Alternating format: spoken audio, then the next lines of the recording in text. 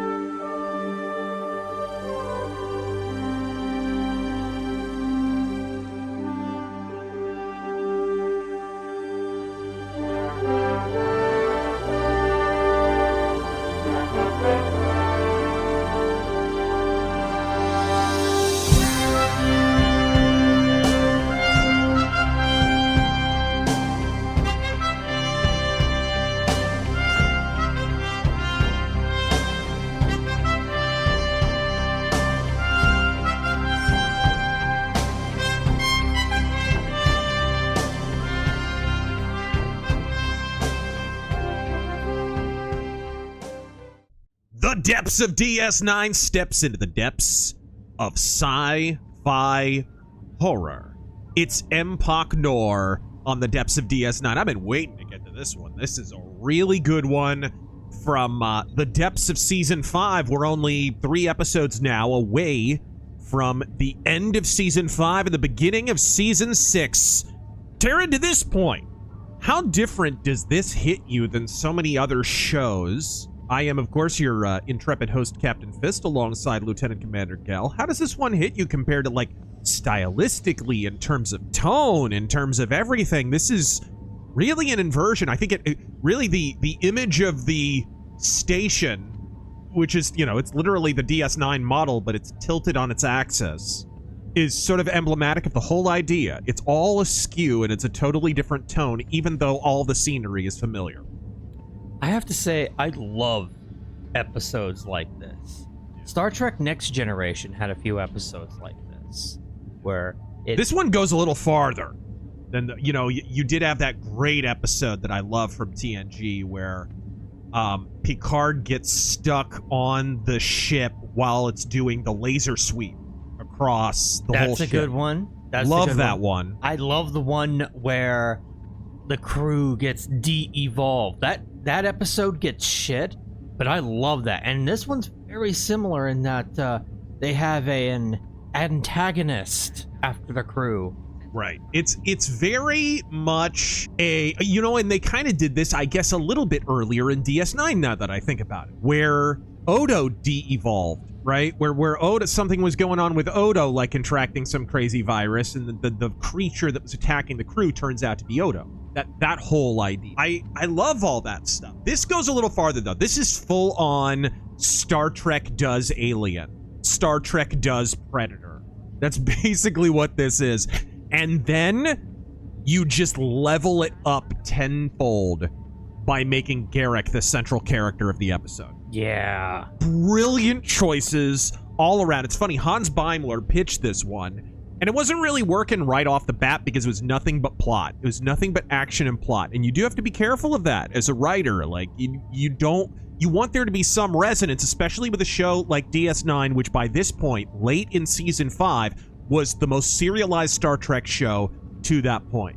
Like, it was going full on soap opera style serial. And so you wanted some kind of emotional through line so that the characters could actually develop. And it wasn't until the second draft when they really hit back at Hans Beimler, because Andrew Robinson, of course, is the actor behind Garrick.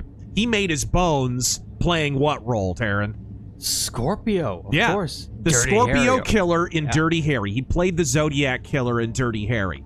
And so when you begin your career as a young man, as one of those famous serial killers in the history of Hollywood, you get typecast a lot, right? He wound up being in Hellraiser. He wound up doing a lot of other stuff where he was a killer or he was nefarious in some way. He got typecast for a lot of years. Garrick, in that sense, was one of the chewiest character parts he had to that point, right? It actually was a little bit of a zig when people expected him to zag. And for that reason, he wasn't a big fan of the first draft. He actually got a hold of the first draft because they were early in production, and he was like, I'm not a big fan of this. But instead of complaining about it to Ira Steven Behr, he was like, I'll let him cook, because to this point, look how well they had served the character of Garrick, right? You're not going to distrust Behr or the production team on DS9.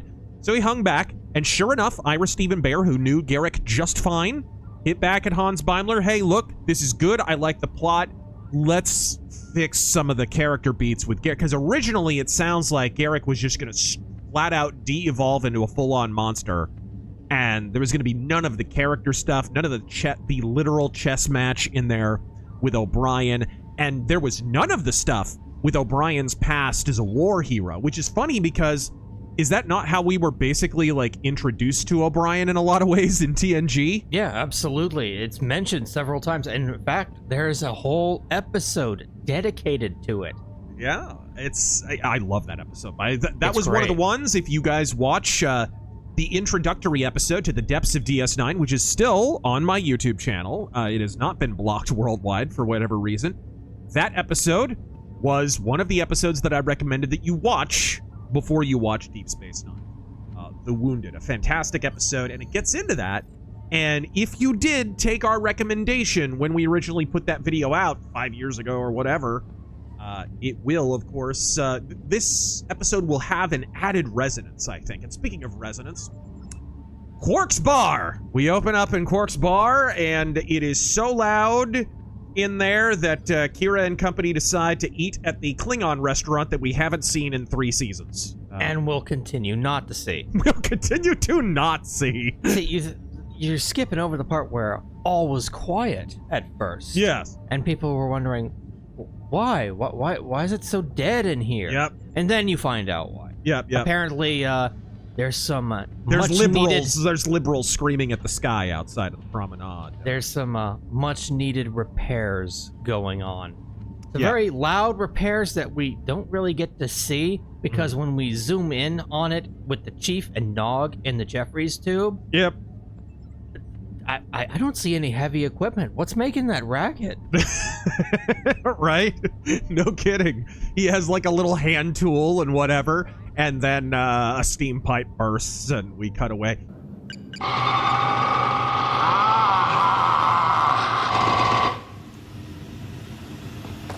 Hyperspanner.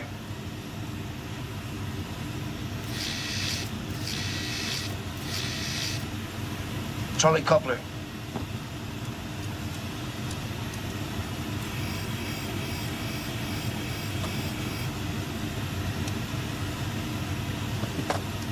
How did you know I was going to ask for a phase decompiler?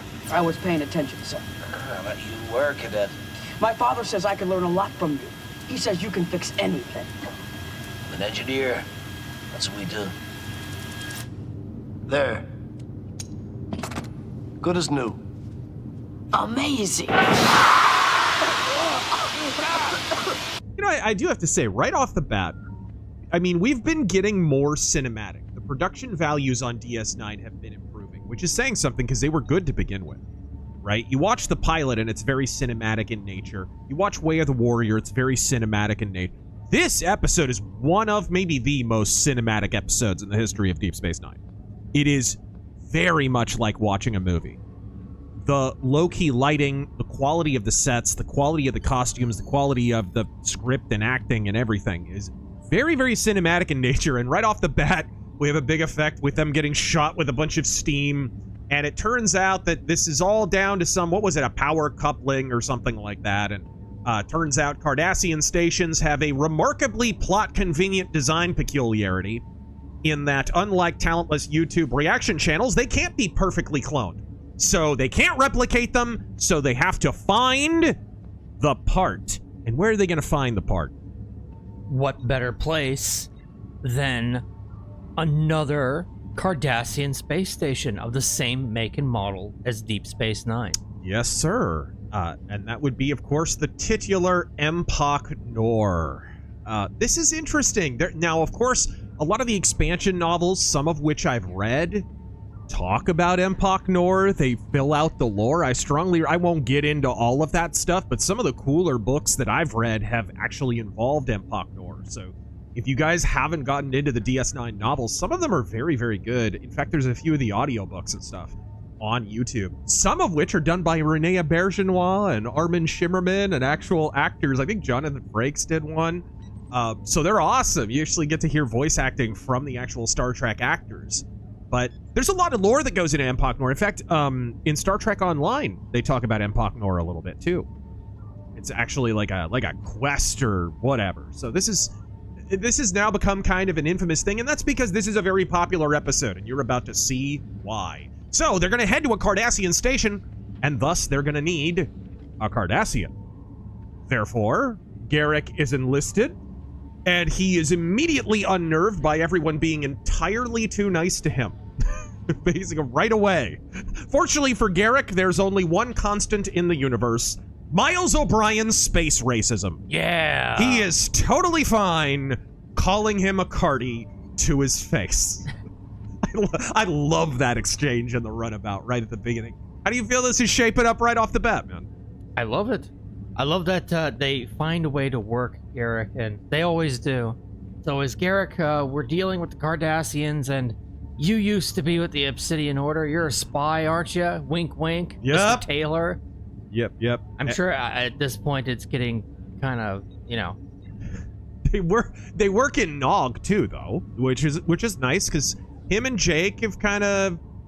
Nog's been around a little bit, but Jake has been a little bit more sparing. We find another way to bring Jake in here, and right off the bat, when we come back from our big opening, Garrick and Nog are playing Warhammer 40k, but unfortunately, Nog doesn't quite have his Chaos Army painted. He's getting his ass kicked. Yeah, he didn't spend 200 Latinum You on get 200 bars of gold for his Latinum on the latest Chaos Army accoutrement. No, they're playing, what is the name of it again? Do you know offhand? Kotra. Kotra, yes. Kotra. It's essentially Cardassian chess with an emphasis on offense over defense. And this is what we're talking about when we say the second draft, they get more into the sort of the themes, right? The original plot was we go down... Actually, the original plot was kind of interesting. The original plot was, instead of having a bunch of crewmen and O'Brien and Nog going to this space station with Garrick, Worf and Garrick, by themselves, were going to find not a Cardassian space station, but a spaceship. And so a derelict Cardassian spaceship, and they were going to be walking around, and then they were going to basically, Garrick was going to come in contact with the blue goo. That was always in there. That's based on an old 70s cult movie, by the way, about this crazy psychedelic substance that turns hippies into killers.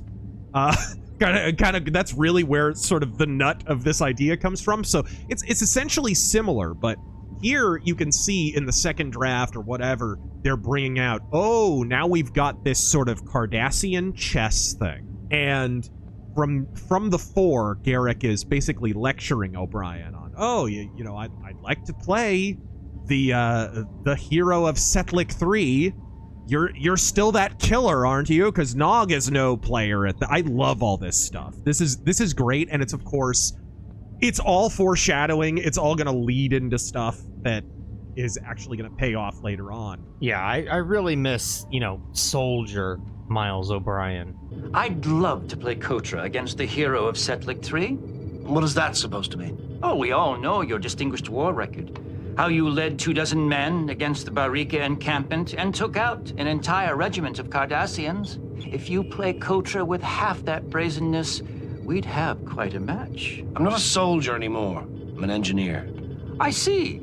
So when you and Dr. Bashir go into the holosuites for hours at a time, you're just repairing them? What's your point, Garrick? No, I'm just curious. Why do you and Dr. Bashir spend hours in the holosuites dressed as fighter pilots, reliving ancient battles? We do it for fun. It's a game. And so is Kotra. And I'd love nothing more than to play against a man like you. I do have to say, dude, we skip right over. Like, we don't even talk about whether or not this is ethical. The Federation is once again going to uphold the Prime Directive by stealing Cardassian space station parts. Like, They don't mind. Like, just straight up stealing them. Not even a discussion of, hey, is that actually right? Should we go ahead? Yeah, I get it. You're at war with them, but, well, kind of soft war right now. But, and of course, they mention right off the bat that in order to basically get in the airlock, they're gonna need someone with Cardassian DNA to get in there, because if they have security, then it's probably going to be scanning for Cardassian physiology. And if you're not Cardassian, you're likely to get deaded. And so Garrick jumps into one of the spacesuits from Star Trek First Contact. There's a bunch of Star Trek First Contact stuff in this, actually. Yeah, the Nog's phaser rifle is one of the new ones. Yes, we see that very, very shortly. We get the new phaser rifles from Star Trek First Contact. And here we actually get a new first look at kind of a refitted version of the spacesuit from Star Trek First Contact, and it's being worn by Garrick. I gotta say, dude, I can't imagine a more profound kind of claustrophobia than wearing full Cardassian face makeup and appliances and then putting a spacesuit on over them. On top of that, yeah. For a second there, I thought you were talking about the character who is actually, you know... That's true. That's true. But Andrew Robinson has said he felt sincere claustrophobia putting that makeup on every single time. And it's understandable. Yeah. I mean, having to wear a full... I can't even imagine a full face prosthetic for hours on end. But he activates, you know, he gets into the upper pylon and is able to open the airlock, but he's also able to start up the station's power supply. Kind of. We learn later this isn't really true. Actually, there's something about this episode that you and I didn't even catch, and that's because basically it was poorly rendered. The original idea here, I think they were all supposed to be in spacesuits. They wind up not being in them because the idea is this is supposed to be a zero-G environment, and so or like low gravity. So like later on in the episode, and I didn't even notice it, like when O'Brien is walking through and there's the stuff hanging from the walls and whatever. The original idea, and actually they did suspend some stuff in the background, was there was going to be like debris and stuff kind of floating and ambling around in the background. And the suggestion there was, oh, low gravity. This episode does a terrible job of explaining that or even suggesting that at all. And basically that's just a limitation of budget. Obviously, like I said, the original plan was to be on a Cardassian ship. That was nixed for budgetary reasons. So what do? Well, shoot, we can just reuse DS9. It'll be a derelict Cardassian station called something else, and we'll dress it up a little differently. There are quite a number of big changes. It's much more Spartan. They've removed a lot of sort of fixtures and lighting and stuff like that. It's super low-key film noir horror movie lighting. And the carpet has been swapped out. Instead of the big noisy 90s carpet, it's just gray drab carpet so that it looks like it's a little more frozen. That's another thing they're trying to suggest here, and doing kind of a poor job of it, to be honest, is that it's really cold in there. It's hard to get the sense that everyone is cold when Garrick is running around sweating the whole time. That's kind of a problem. So right off the bat, but he doesn't really activate the power. He only kind of activates enough to get the ship to dock. The idea here is that when he actually activates the power on the pylon, he awakens the plot of the episode. Ah, yes, the plot. There's a bunch of sleeping pods that totally aren't from Star Trek Voyager, and redressed and relit. And they immediately activate, and then all of a sudden, the one lone Cardassian eyeball opens. I love that cliche. And it works really, really well here. I actually really like. How do you like how that whole thing? I mean, you mentioned while we were watching it, like, how did he activate the power in the whole station? I think that's kind of just a result of the visual storytelling. He doesn't. Yeah. Right. But I like, you're already kind of compounding the menace. It's a little bit of a horror thing. And right off the bat, the 4 junior crew members who don't even have first names, so they've got long, healthy lives ahead of them. They fan out and search the station, doubtless to get their affairs in order. And they kind of pair off, and O'Brien's with the Latin chick, and of course we've got a Bolian, so he's screwed. Right? I think, is it the same actor who did Chell in the games? He sounded like I don't now. I don't want to be racist or nothing, but they do kind of all sound alike, don't they? Yes. I'd have to look it up. Yeah. But it's very very similar. He pairs off with Garrick, and they go off on their own. Yes, they do. And they're up on the like upper deck of the promenade. Yeah, they're walking, and they're about to go up some stairs, and Garrick touches something and sees that he got a little bit of Fent on him. Yeah, got a little cryo splooge on the old hand there. And it's the blue goo that I was referring to. Oh, it's some kind of biomimetic compound or whatever he says it is. But it's actually leaving a trail. And the trail leads to the infirmary. And in the infirmary is where they locate the cryopods.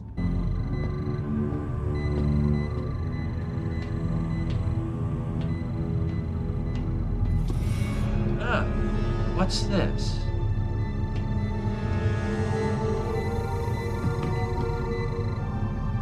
It's a biogenic compound. I wonder where it came from. Follow me.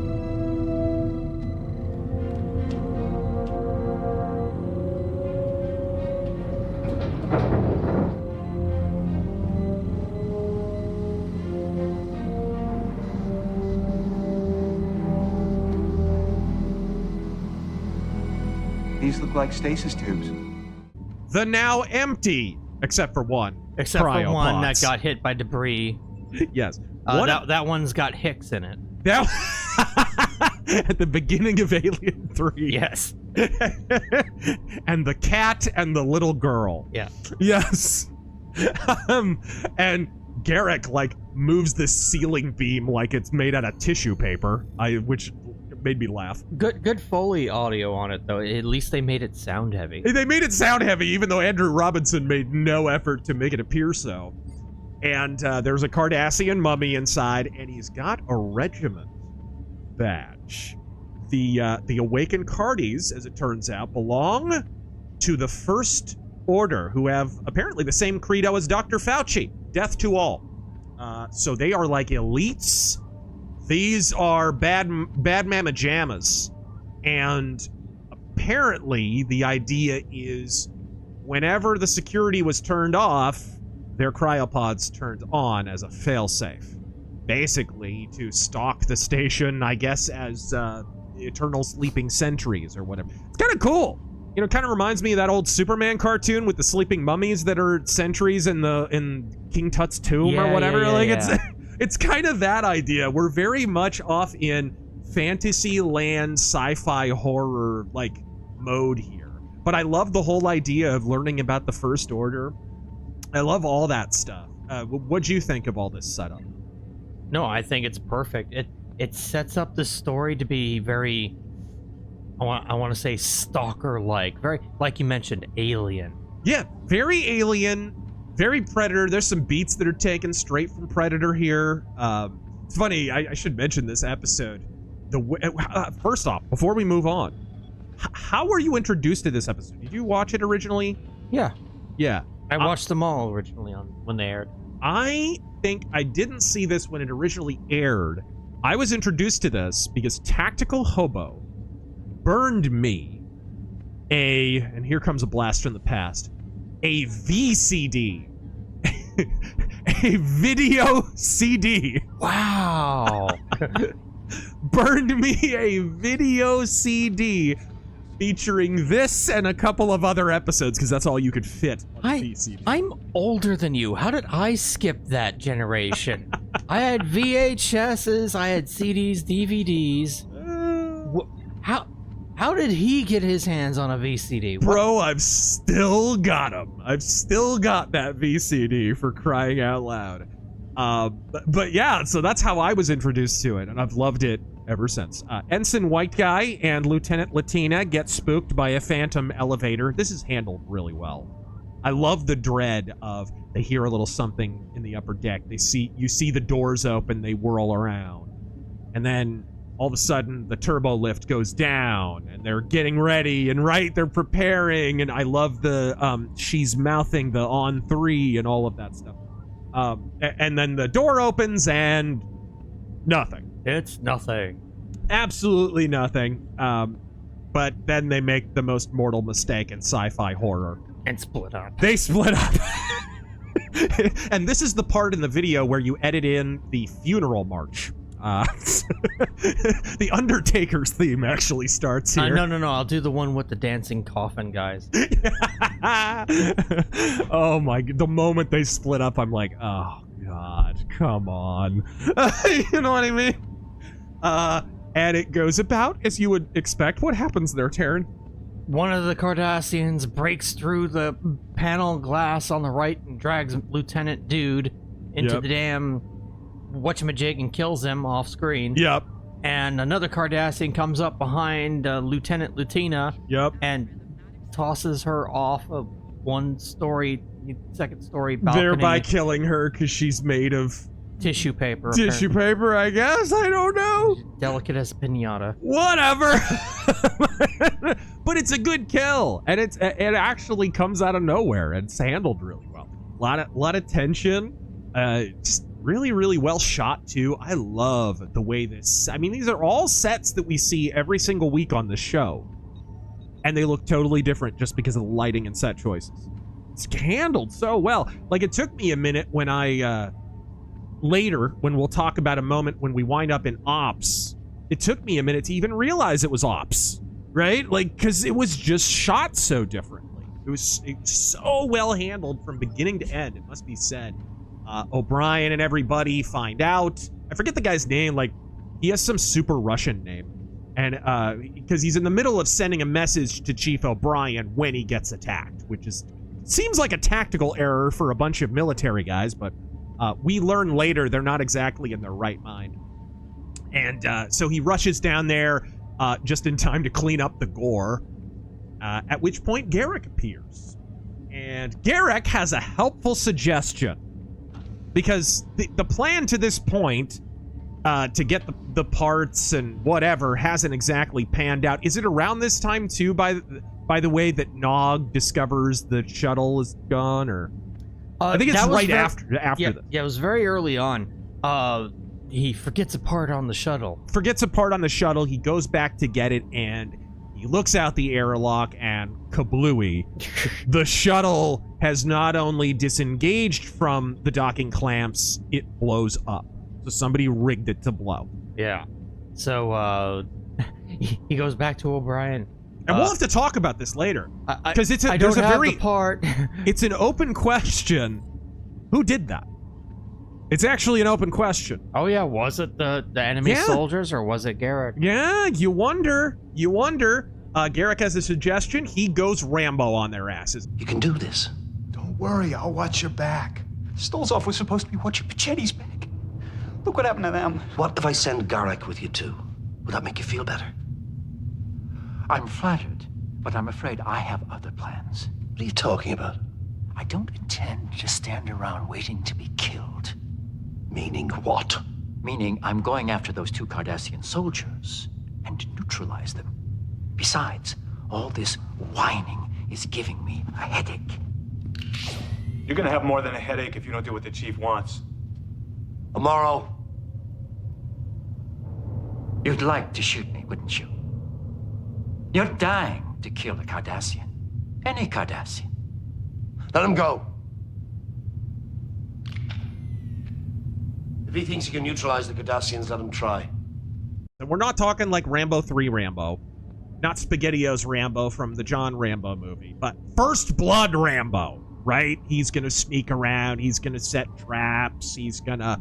In fact, right here in this next scene, in the infirmary, where he's trying to gain access, apparently, to a panel that he doesn't need to gain access to, he basically pulls a prologue from, or actually epilogue from Hitman Blood Money, where you sit up in the coffin, and he literally does that with the cryopod. It's so, and then right after, that felt good. that whole thing, I love this stuff. This is great. This is actually great Garrick stuff and actually good character stuff, strangely enough. Because obviously Garrick has put this part of his past behind him a little bit. He's been a little bit domesticated by this point through all the travails that he's gone through with the DS9 crew. So that's actually something that we could believe would cause him disquiet. The fact that he killed someone and kind of enjoyed it a little bit. And then, of course, they discovered that the Cardassian, after killing the guy, they examine both, I think, what is it, their blood or the compound? Or both? Garrick does it off screen and just explains it to O'Brien. It turns out that the Cardassian troops were injected with liquid racism. Just 4chan juice, if you will. And it's just there's just F-bombs coursing through their system. My guess is that the soldiers that were left here were part of a Cardassian military experiment. The High Command was probably looking for a way to further motivate their troops. So they gave them a drug to make them hate anybody but Cardassians. Then why did they attack you? That's a good question. Maybe it's an experiment that went wrong. That's why they were left in stasis. They were uncontrollable. I'd love to stay and hypothesize all afternoon, but once I've set my mind to a task, I hate to leave it unfinished. And, Chief, this has something called fentanyl in it? Yeah. It won't stop talking about how 12% keep committing 80% of the felony. Yeah. But anyway, so these guys are running around reading crime statistics and killing people and wasting them one by one, and Garrick is hunting them down as he does. I love as he's about to turn around and leave, O'Brien confronts him. I love this dialogue exchange. And he just says, wait a minute, you're different. That's not the face of a tailor. And he's like, well, I'm not one. For the moment, right? He catches himself. I love that stuff. There's good dialogue in this. There's good action scenes. There's great atmosphere. This episode just kind of has all of it, honestly. But then Garrick's about to leave, and Ensign Bald Guy stops him, who's the smartest crew member of the whole bunch. He has the phaser rifle trained at Garrick's back. If he hits him then on stun, nothing after this happens. There's one soldier left, but they probably could take that guy. But he eventually, lets him go, whatever. Then we cut away to Ensign Bald Guy dropping a racist slur, by the way. Did you catch that? I actually didn't hear him say that. I remember Garrick saying, "What's wrong? Why don't you come with me, Chief O'Brien? Wouldn't you like to kill some Cardies?" Oh, no. It's when, so Ensign Bald, the Bolian guy and Ensign Bald Guy are talking. He's talking about how one of his friends was killed, blah, blah, blah. And he's still kind of pissed at Garrick. And he drops Spoonhead as loud as you please, right in the middle of that, and nobody corrects him. It's off with my friend. We were at the academy together. She was my sparring partner. First time we faced off, I remember thinking maybe I ought to take it easy on her. She ended up taking me down so hard it knocked the wind out of me. The last time I ever pulled a punch with her, she had this 1-2 combination. A feint to the right, a backhanded chop to the neck, faked me out every time. If that Spoonhead gives me the chance, maybe I'll just try that out on him. I think Stolzoff would have liked that. And I'm just like, whoa! This would not happen in Star Trek today, dude. This would not happen in Star Trek. But of course, he's in a scene that is low lit with a Bolian. So he's screwed because Bolians have like the most lopsided KD ratio in all of Star Trek. Yeah. So it's like they emit some kind of death field. They really do. He turns around and the last remaining Cardassian trooper is literally snapping the Bolian's neck as he stares at him. I just love this. And then Garrick blasts him from behind, but it turns out Garrick is actually about to add to his KD ratio. What happens there? Well, Garrick blasts the last Cardassian soldier who's hopped up on drugs and shit. Racism sauce. And Sid Baldy is like, he was alive just a second ago. He asked me to hand him a hydro spanner. Yes. And Garrick's like, you know what the most tragic part about this is? This is a flux coupler. Yes. He asked me to get a coil spanner for him. I just turned my back for a second.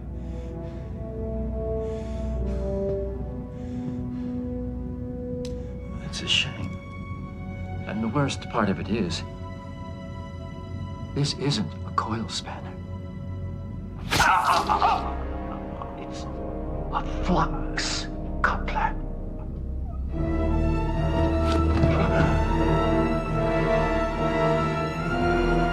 And which he grabs it and stabs him with said flux coupler. Yep. Stabs him right in the ribs. This is, I do have to say, because now we've wasted all the additional crew members. Someone out of this bunch should have lived. It's too cliche for them all to be introduced and die in the same episode. That's my one gripe about this. Is somebody should have lived. Just so that it's not so formulaic. You know what I mean? Yeah. As soon as you're introduced to a bunch of 4 young crew members, you know, they don't even have first names, and they're all dead by the end of the episode. You know what I mean? Like, at least throw a little curveball, let one of them survive. That's my only... And this one, you could have easily let him survive the stabbing, right? You could have just... Oh, well, shoot, we got to him in time, he doesn't die. He's just wounded and out of action for the rest of the... Right? One thing that's a little inconsistent. Yeah. I just want to say, O'Brien checks one of these people to see if they're dead. He just accepts the deaths of all the others. I mean, like, he just goes, oh, he's dead. Right. And that's it. You're right. Well, he's bullying, so we can just assume. O'Brien finds out pretty quickly, and it's time for Miles to go full Setlick 3 on their asses. I like this little bit where he's like, no, you know, Nog's trying to reason his way out of it. Oh, well, let's try and get the deflector array up. No. He knows what we're up to. He'll stop us. Blah, blah, blah. Right? He's literally... O'Brien's basically becoming the soldier right in front of us and slowly realizing, nah, the only way out is through. We have to take him out. That's the only answer. And so... pretty much right off the bat, they confront Garrick in the commander's office. He's taunting them over the intercom.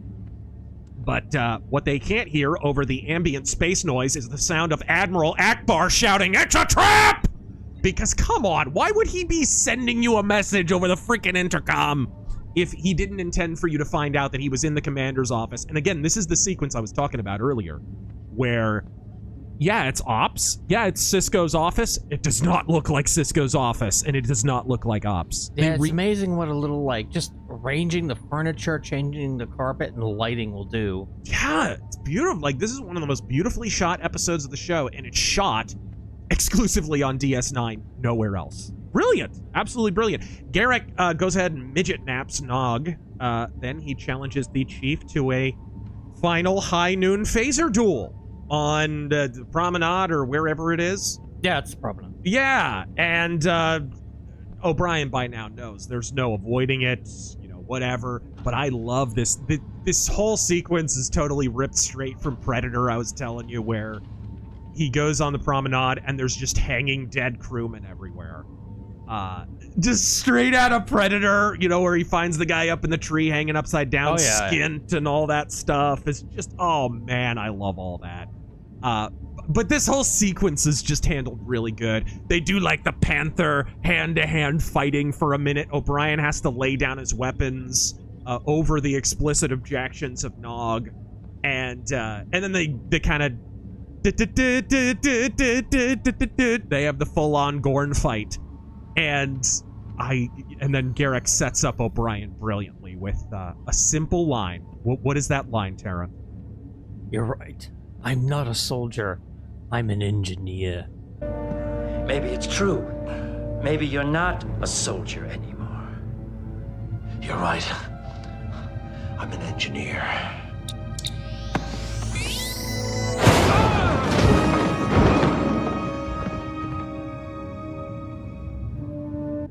Then he taps the communicator twice and blows up all of his overloaded equipment. I love how this concludes. Garrick is standing just far enough away to get unconscious instead of killed. So the next scene that we have opens up in the infirmary. And Bashir basically says, all right, we got all the Candace Owen podcasts out of his system. She's not racist anymore. He's not tripping balls on Nazi juice. So, you know, we're good. We're good. We're sorted out. If you want to go talk to him, you got 15 minutes. And I love how, like, the first thing he says is, so I killed a guy. You want to let his wife know? Like, Can I talk to him? For a minute.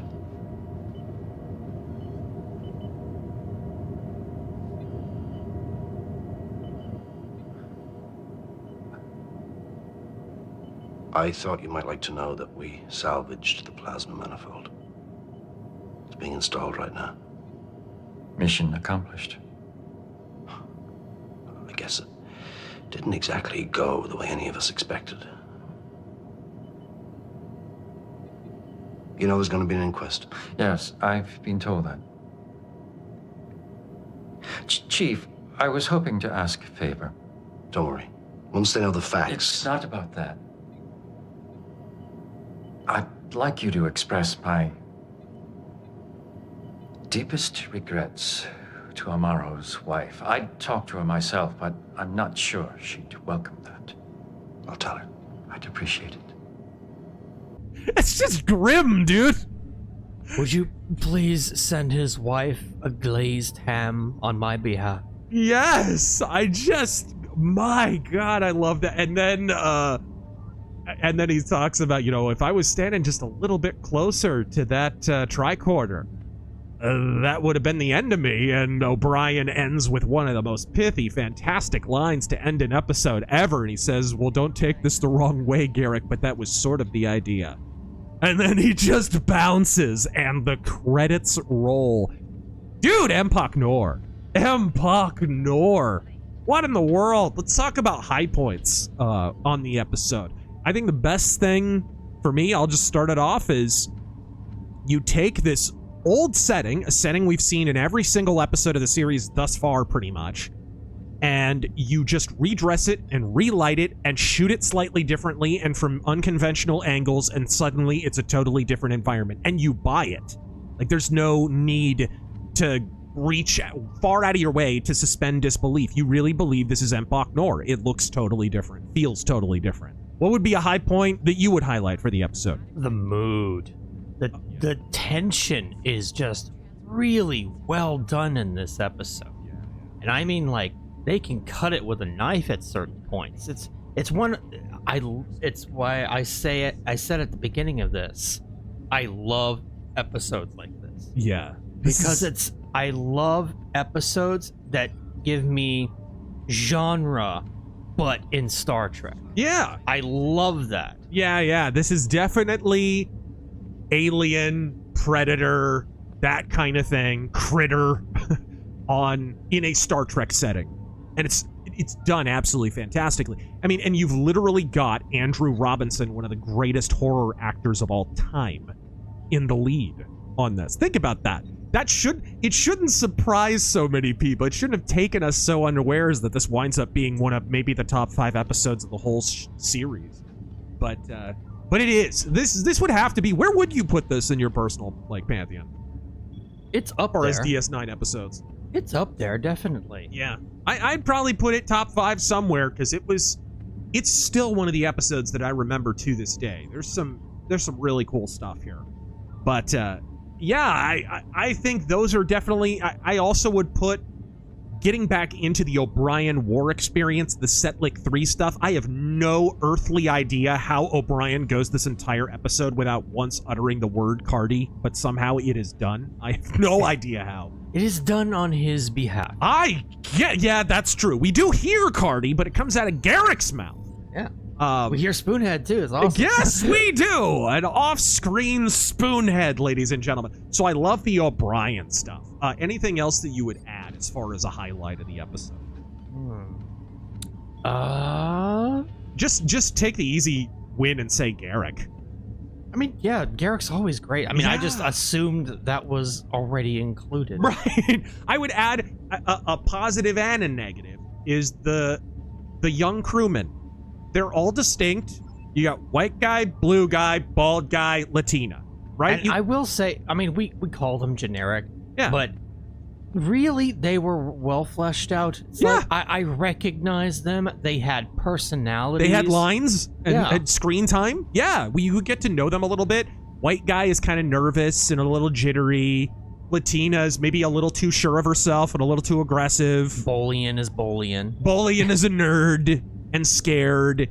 And bald guy is pissed and racist. Yeah, you know what I mean? Like, this it's just is where it was done the best, I think. Yeah. Because gone are the days of the nameless red shirt guy. Yeah. And now I don't even know how they handle it in modern Star Trek. But in DS9, it's my opinion, it's done the best. You actually gave these characters something to do. Yeah, I do think missed opportunity. One of these guys should have survived. Maybe the bald guy should have survived the stabbing. Maybe a Latina chick is messed up, but she can have surgery and walk again. You know what I mean? Like, you could have... It could have added more tension if she had just, like, broken her back or broken her legs or something. Right. And she had to stay off to the side and they had to guard her or something. Right. You could have done something with that, but instead we go the cliche route and they die. So that's kind of a positive and a negative. I think the crew guys are really good when they're on screen, but they just get kind of swatted away a little too indiscriminately, and we should have kept at least one of them alive, just for realism, if nothing else. But it's hard to complain about something in an episode this good, and honestly, we're reaching a little bit even to find those complaints, because Empok Nor, for me, is a perfect 5 out of 5. What about you? Absolutely. I mean, I have no complaints. We are 2 episodes away now from the end of the season. Can you believe it? We are rocketing toward the finale of Season 5, heading into the Dominion War proper. And if some of the stuff that's happened to this point with the Dominion War that is really yet to fully unfold has surprised you, just wait a couple episodes down the line, because something pretty wild is going to happen very, very soon. For Lieutenant Commander Gell, I am Captain Fist. Until next time, engage.